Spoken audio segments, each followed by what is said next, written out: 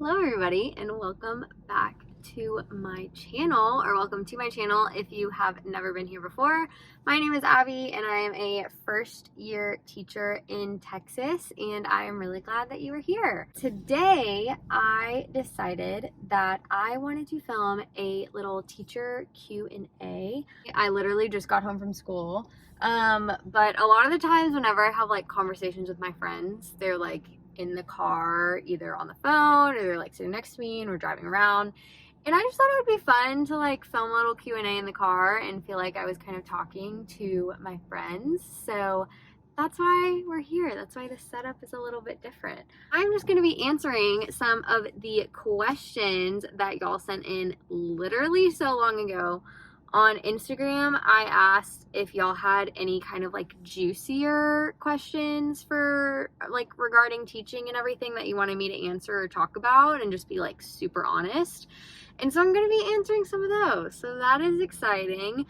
If you are new here and you would like to stick around, I would love it if you wanted to give this video a thumbs up. And if you wanted to hit the subscribe button down below, it really supports my channel. And I would just love to have you here on my little corner of the internet. But without further ado, let's just get into the questions. Also, this on my wrist, it says hi. A student drew that on me today. So in case you see this and you're like, what the heck is on her wrist? A kid like stamped me with the word hi today. So that's awesome. First question is, what is the best part and the worst part about teaching? I would say the best part is that it is just so fun. Like, I love hanging out with middle schoolers all day. They are so fun. They're so funny. There's never a day that I don't laugh. I also think it's really great because every day is different and no day is the same. Back whenever I worked a corporate job, one of the things that just like felt like it a little bit ate my soul alive was every day kind of felt monotonous. It felt the same. I was like sitting in the same cubicle all day, and granted, like I'm in the same classroom all day, but you're teaching different things every day. You're walking around to different places. You have different meetings. Oh, it's Aaron. Hi. Did you get my text? I told you I was going to film a YouTube video in the car. I'm so sorry. No, you're fine. Love you. He's so cute. My other favorite thing is that it's just like you are constantly building relationships. I talk to my coworkers a lot. I'm obviously with my students all day. It's just like a very relational job, and I really love that. So that was like 3 things that are the best. I would say the worst part is that it is just a very high stress job for not very much pay. I feel like the amount of effort that teachers put into the work that they do does not match the amount of compensation that they get, both with not just monetarily, but also like with respect. I feel like there's kind of this, like, I remember even in college, like I majored in engineering in college, and I remember there just being like jokes thrown around about like education majors and how it was like the easiest major and they were going to have the easiest job and everything. And as somebody who was once a civil engineer, I can 100% say teaching is way harder than whenever I worked a corporate job in engineering. Like, I love it so much more, and don't think I would ever go back to corporate.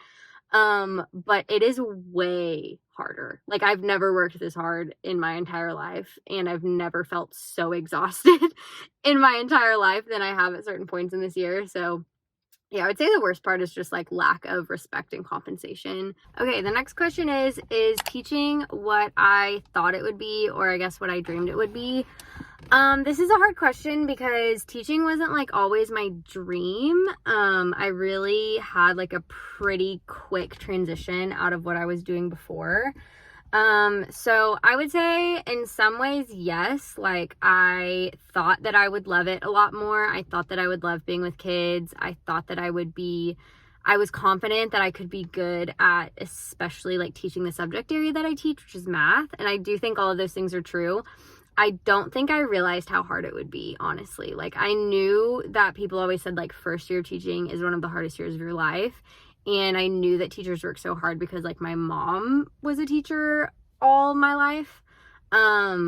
But I didn't expect it to be as hard as it was. And I'm kind of glad, because if I had known it was going to be as hard as it was, I don't know if I would have had like the courage to follow through with it. I will say, just with like the public education system, personally, I have seen kind of, you get to see more behind the screen of like, or behind the curtain of like, what people might complain about on like a surface level. You kind of get to see the nitty gritty of like why that is. So basically everybody knows that sometimes things in the system are broken. You definitely see a lot more of those broken pieces as an educator when you're like really in the thick of it. So sometimes that can be discouraging, if I'm honest. So that's something that I don't think I fully was prepared for or fully like recognized might be a thing. But yeah, I think by and large, like mostly it is like what I hoped it would be, but it has just been a lot more stressful, honestly, than I kind of was prepared for. Okay, the next question is, how much have I collectively spent on my classroom? This is a really good question because I actually hadn't thought about it until I was like reading through these questions whenever y'all first submitted them. I would say probably like maybe $250, $300. I'm not including like supplies in that because one, I had a lot of very generous people give to my Amazon wish list, which was really helpful. And I've also like, I have spent so much money on like candy, pencils, things like that this year that I'm not including, but I'm mostly just thinking of like classroom decor and like things to go in my classroom, like kind of permanently that aren't really like disposable things. Probably like $250. And I think for some people that sounds like, oh my God, you spent $250. And to some people that might be like, you only spent $250. So it just depends on where you are on the spectrum. I personally did not have a huge budget to spend on my classroom. I didn't want to spend a ton of money on my classroom.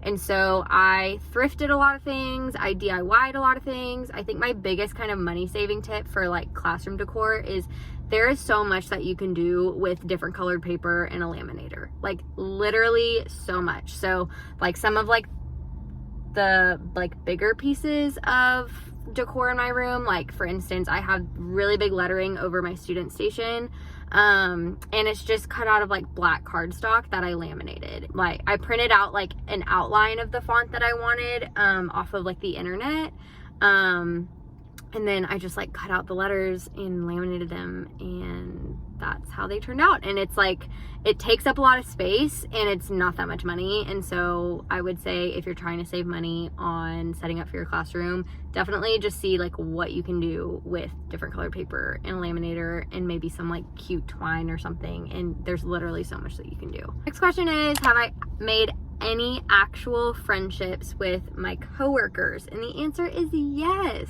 So I actually met 2 other first year teachers who were teaching at my school at new teacher orientation back before school started, and both of them are actually on our 6th grade math team and I'm on the 7th grade math team. But we became fast friends because we were all first year teachers. We were all going to be teaching math. And so yes, I have actually made friends with some people at my school, and I will say that I do feel like I'm good friends with the people on my team as well. My mentor teacher is amazing. I'm good friends with her. I'm in her room constantly. She's also pretty young, so like we're close to the same age, so I feel like we can like talk and chat and relate to each other. But even like I have an in-class support teacher, both of them actually, who come in my 6th and 7th periods. They're amazing. I feel like I can be open with them. They have like talked me off of many ledges this year, just like whenever I'm so overwhelmed and I'm like, I can't do this, and like they've been great. And so I would say yes, I have genuinely made friendships with some of my coworkers, and I am really thankful for that because I know that that isn't necessarily true for everybody. Next question is, do I have any plans to get involved with any coaching or sponsoring any kind of leadership programs at the school and everything? As of now, no. I think that's because I am still like in my first year of teaching, and while I have like gained a lot of confidence and I feel like I've calmed down from like the initial shock of like, holy crap, this is so hard and this is so overwhelming, I still don't think I am ready to like take on more things than I'm already doing right now. Maybe that'll change like next year or something, but as of right now, I'm content just to teach and to do the very best that I can and grow my skills there before I start doing other things. Now, that being said, that doesn't mean I'm like not involved. Like, I do try to go to sporting events. I do try to be aware of like the extracurriculars that like my kids are in so that I can support them in those.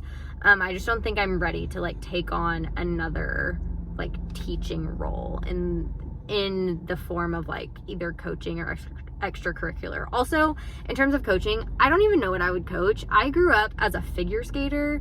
Like, ice skating was my sport, and that's like not something that you coach at any kind of school level unless you're like going to a specialized school. So I just don't even know like what I would even coach. So I guess the answer is no.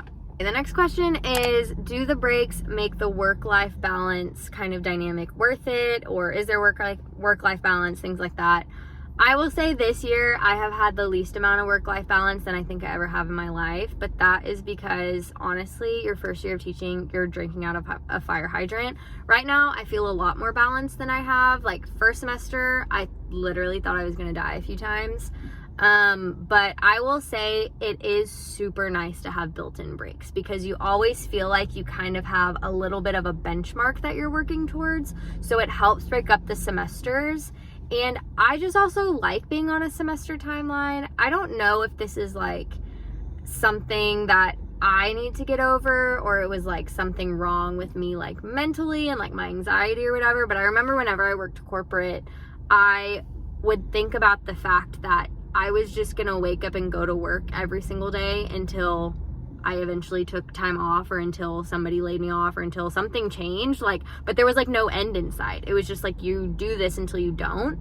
And that freaked me out like so bad. I don't know why, but just the thought of like, I literally don't know when the next time is that I'm not gonna wake up and go to work on like a Monday morning or whatever. Like, it just, the kind of like infiniteness of it all, of like there's no finish to this, there's no benchmarks, there's no like time stamps that you can like kind of bookend a certain like amount of time with. Like, it just freaked me out. And so I do really enjoy that the semesters are broken up. I think that it makes them go by faster, and I also think that it helps you be motivated because you're like, okay, it's not just like there's no end in sight. Like, we can see the light at the end of the tunnel. That is what we're shooting for.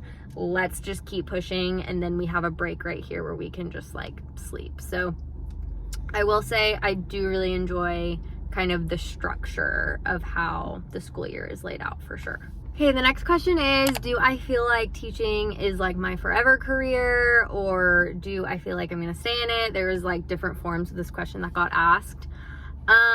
This is kind of a complicated question for me, because very honestly, I am not somebody who has my life planned out or like even my goals planned out that coincides with a specific career path.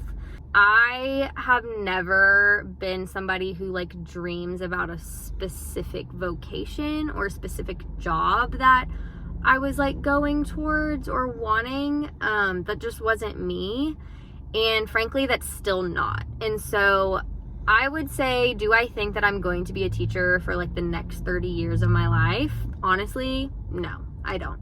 But the reason for that is really my biggest dream in life is just to like be a mom and have kids.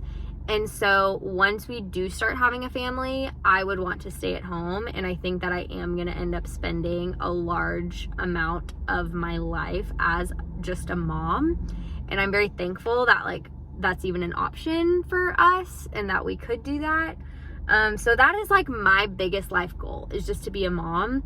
That being said, as long as I am working outside of the home, I don't see myself really doing anything else other than teaching. I really do love it. I really do love being around the kids and just like getting to hang out with them all day. It's the best. I feel like this is getting a little bit long, so I'm gonna start like kind of rapid firing some of these questions. So the next question is it actually bad to use red ink? I'm guessing that they're referring to like if you're grading or something. I try not to use red ink just because I don't prefer it. I feel like it is, I just feel like it's gotten like a bad vibe about it. So I personally don't grade in red ink. I don't think you're a bad person if you do, or that you're a bad teacher if you do. I just personally don't. Next question is thoughts on the national teacher shortage. This is an interesting one. I think the national teacher shortage is pretty complex. I think there's a lot of things that are kind of feeding into each other, and it's a bit like a negative feedback loop right now. I think that teachers have historically been undervalued and underappreciated and undercompensated. I already talked about that earlier in this video. And I think that has been like compounded by just circumstances in the world that have been going on. And so I think as more teachers just decide that they've kind of had enough, the conditions are going to continue to get worse because there's lack of support, and then other teachers are going to get more stressed, and then also there's like this thing where people are looking down on other teachers for getting out, and so it kind of like builds up more of this kind of disrespect and lack of appreciation because they think that teachers shouldn't leave their jobs and they think that they should just, you know, stick it out. And then like the government's trying to step in to try to help, and no offense to the government, but a lot of times whenever they try to step in, they start making decisions that they don't really have the knowledge and wherewithal to make because they're not educators. And so it's just kind of a big mess right now. I think it's pretty complex. I think, like I said, I think it's just a lot of bad things that are just like negatively feeding into each other, and I honestly don't know where to start to fix it, if I'm being honest. I'm sorry if that's kind of depressing, but that's just the truth. Somebody else asked, is it true that Texas is the worst state to teach in? I have never heard this. I don't know if it's because I live in Texas and they just like, our ego is so big here where we're just like, oh, everything's the best in Texas, and so I've just never heard that before. I will say I do think Texas is pretty high up on the list of like the states that are the highest paying for teachers. I'm not saying that money is everything, but I mean, it is nice that like, do I get paid as much as I did working in corporate? No, but it's definitely not as low as other states are by any means. I will say that obviously with like laws and government and stuff,